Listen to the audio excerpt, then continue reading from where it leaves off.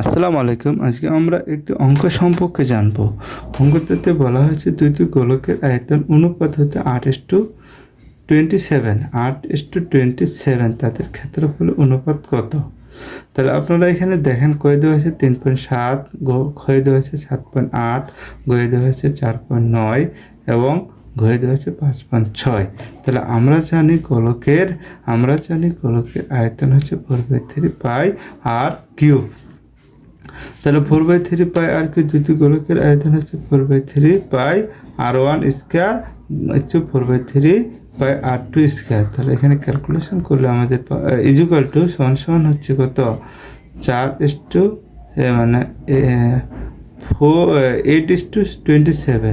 8:27 এখানে আমাদের বাংলায় দেওয়া আছে 8:27।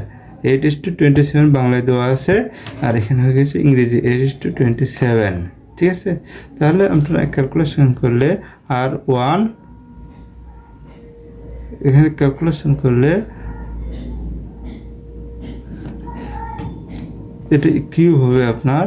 তাহলে এখানে r1 cube by r2 cube, তাহলে 8/27। তাহলে r1 বাই r2 হচ্ছে কিউব। তাহলে ইকুয়াল টু 2/3 হচ্ছে কিউব। তাহলে r1 r2 কিউব বাদ 2/3। তাহলে r1 r2 2/3। তাহলে এখানে দুইটি গোলকের ক্ষেত্রফল চাইছে। কি চাইছে আপনার? ক্ষেত্রফল চাইছে।